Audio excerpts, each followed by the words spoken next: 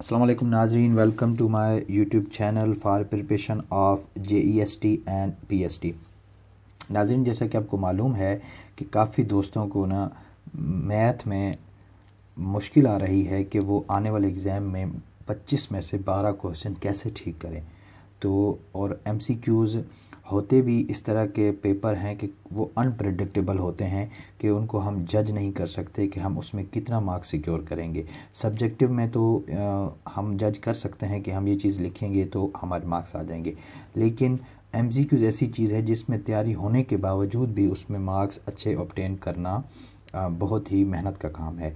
तो जिन लोगों का बेसिक मैथ का बैकग्राउंड ही नहीं है या वो उन्होंने इंटरेस्ट नहीं लिया, तो वो किस तरह उसमें से 50% या 45% मार्क्स सिक्योर कर सकते हैं। तो मैंने सोचा क्यों ना एक वीडियो सीरीज़ बनाई जाए उन दोस्तों के लिए जिनको मैथ में प्रॉब्लम आ रही है। और मैं उम्मीद करता हूं कि जब आप ये वीडियो सीरीज़ देखेंगे तो मैथ आपके लिए आराम आराम से आसान होती जाएगी, क्योंकि इसमें मैं बेसिक से लेके हर चीज़ को आपके सामने सॉल्व कर रहा हूं, आपके सामने एक एक टॉपिक पे डिटेल बता रहा हूं। और इंशाल्लाह नेक्स्ट लेक्चर में फिर हम इस चैप्टर के जो है एक्सरसाइज पे जाएंगे, तो और जितनी भी कन्फ्यूजन है इस टॉपिक से रिलेटेड या इस चैप्टर के मुतालिक तो वो क्लियर हो जाएंगी।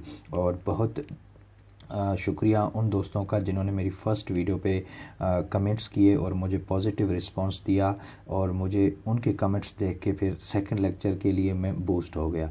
तो इंशाल्लाह ताला जैसे जैसे ये लेक्चर आपके लिए फ्रूटफुल होते जाएं, तो मेहरबानी करके आप मेरे इस यूट्यूब पे मुझे सपोर्ट करते जाएं ताकि मैं और अच्छे से वीडियोस बनाना शुरू करूं और ताकि आपका भी कुछ काम बन जाए।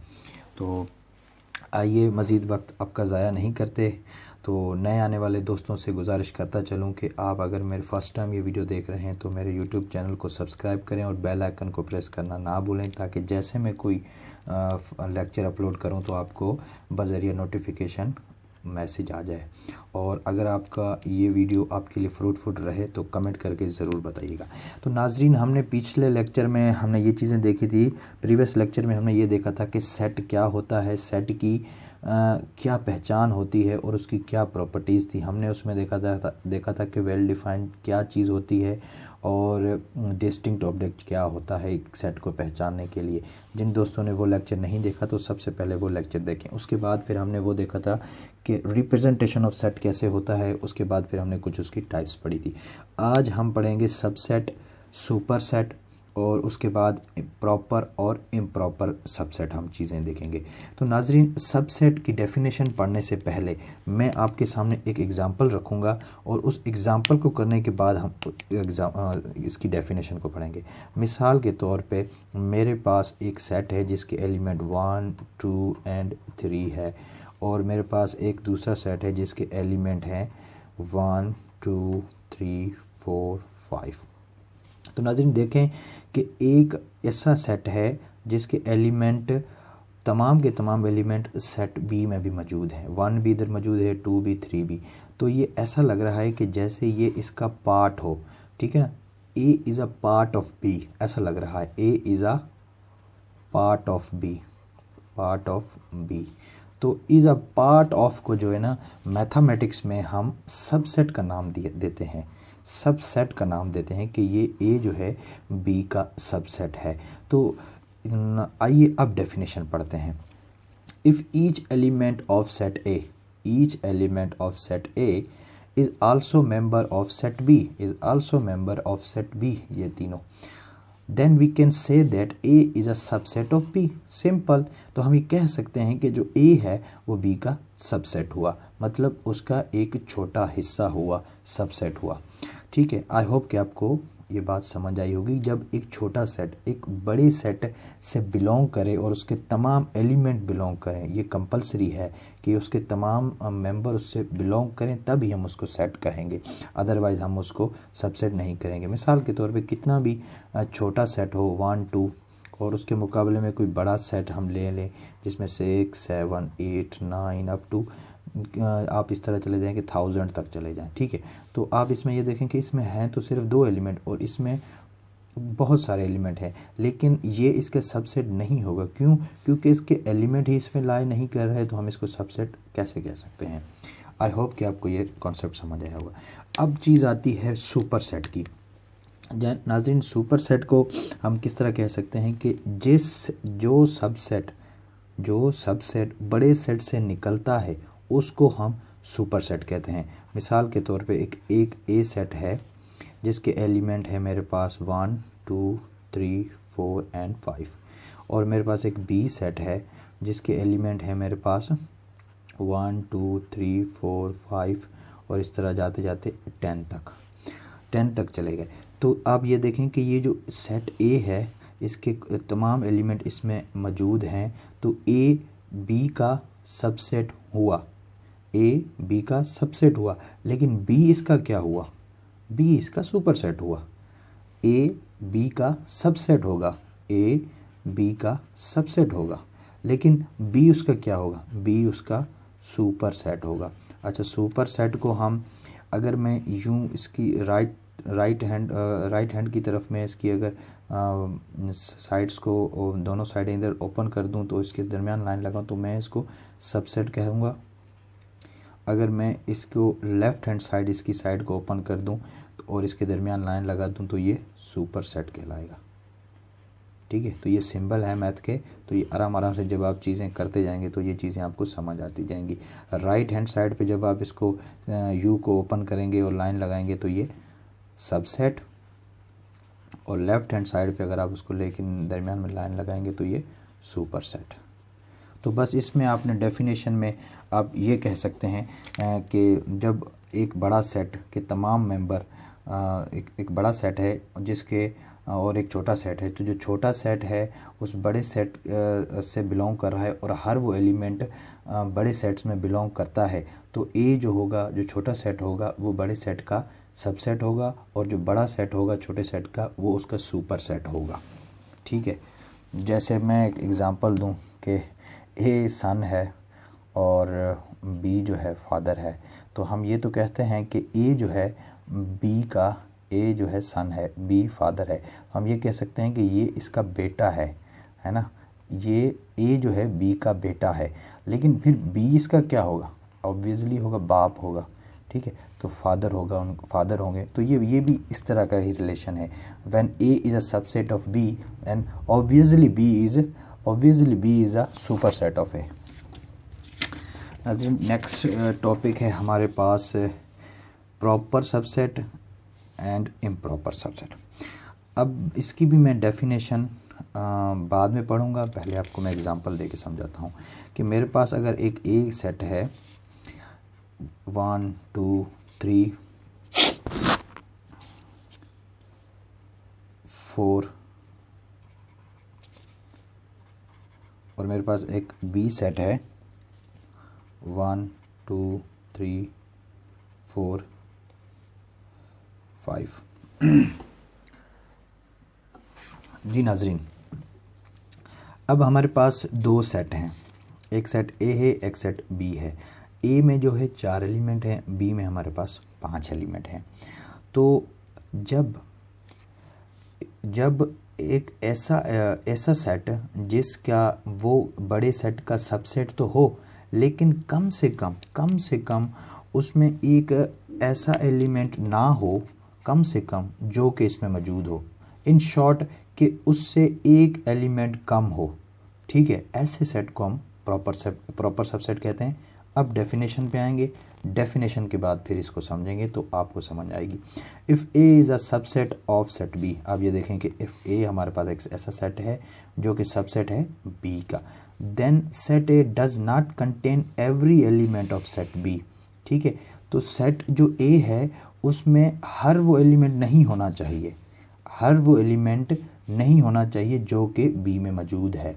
तो आप ये देख रहे हैं कम से कम एक ऐसा एलिमेंट ज़रूर हो, एक से ज़्यादा भी हो सकता है, वो सेट ए में ना हो, तब हम कहेंगे तो then set A is called proper subset of B. तो हम प्रॉपर सबसेट उसका कहेंगे। और प्रॉपर सबसेट को वहाँ हम यू लिख के वहाँ लाइन लगा रहे थे, लेकिन वो सबसेट में अगर हम प्रॉपर सबसेट की बात करेंगे तो सिर्फ हम यू लिखेंगे, उसके नीचे लाइन नहीं लगाएंगे।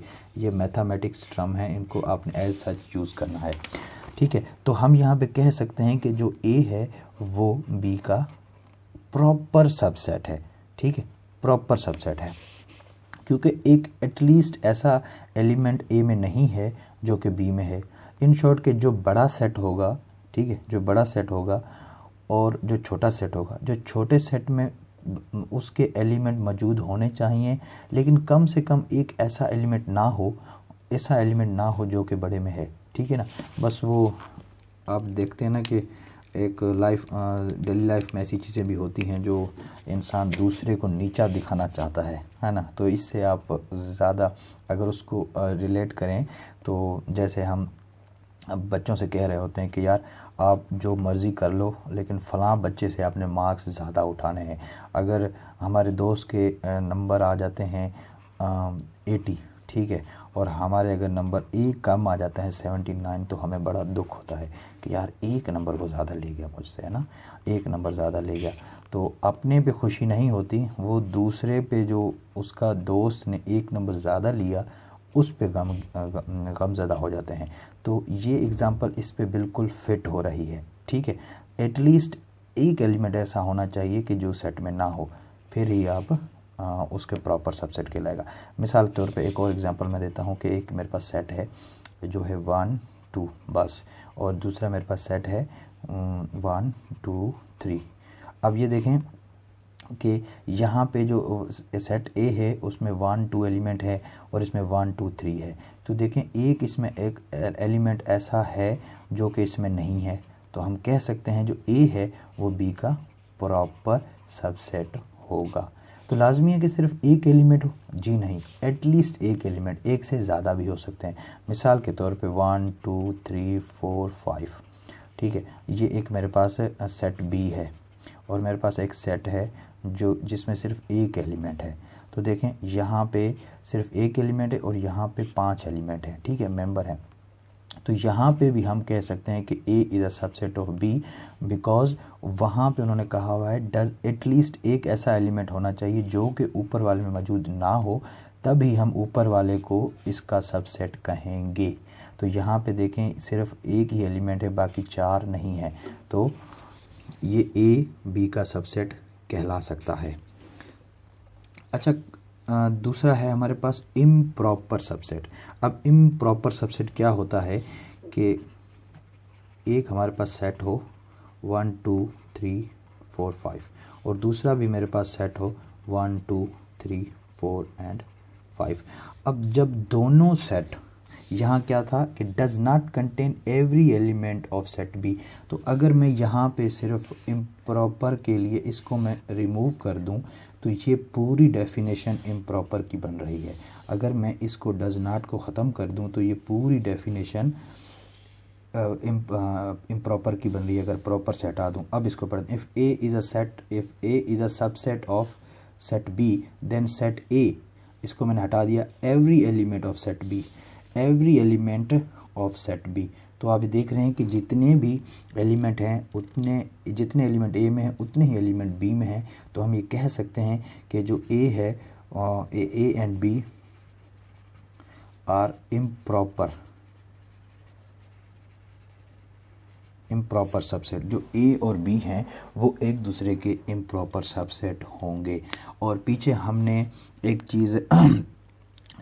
चीज़ मैंने बताई थी आप लोगों को, अगर जिन्होंने मेरा प्रीवियस लेक्चर देखा होगा, हमने इक्वल एंड इक्विवेलेंट की बात की थी, इक्वल एंड इक्विवेलेंट की बात की थी। तो जिन्होंने मेरा लेक्चर प्रीवियस देखा है वो मुझे बताएंगे कि ये जो इम्प्रॉपर सबसेट है, ठीक है, ये वाला, क्या ये इक्वल सेट होगा, इक्विवेलेंट होगा, बोथ होगा या नन, ठीक है। तो ये आपके लिए एक MCQs के तौर पे मैं दे रहा हूँ, मतलब ये दो सेट हैं, एक MCQs बन गया। तो आप मुझे बताएं कि क्या ये दोनों सेट, अब आपके पास ऑप्शन ए है इक्वल और ऑप्शन बी है इक्विवेलेंट ऑप्शन सी है बोथ, एंड ऑप्शन डी होगा नन। ठीक है, तो कमेंट बॉक्स में आप मुझे इसका ऑप्शन बता दीजिएगा ताकि कंफर्म हो सके कि आपने पिछला लेक्चर जो है सही से सुना था। तो आई होप दोस्तों कि आपको ये मेरा लेक्चर समझ आया होगा। उम्मीद करता हूँ कि आपको कोई भी अगर कन्फ्यूजन हो तो आप कमेंट बॉक्स में ज़रूर पूछ सकते हैं। और इसके साथ मुझे दीजिए इजाज़त, मिलते हैं नेक्स्ट लेक्चर में। इंशाल्लाह हम नेक्स्ट लेक्चर में इस चैप्टर की एक्सरसाइज को देखेंगे। और अगर आपको ये लेक्चर मेरा पसंद आया है तो कमेंट बॉक्स में अपने व्यूज़ ज़रूर शेयर कीजिएगा। और मैंने फेसबुक पेज और व्हाट्सएप नंबर भी डिस्क्रिप्शन में दिया हुआ है। अगर किसी दोस्त को किसी किस्म की इस लेक्चर के मुतालिक कोई भी हेल्प चाहिए तो वो मुझसे डायरेक्ट कांटेक्ट भी कर सकता है। दुआ में याद रखिएगा। अल्लाह हाफिज़।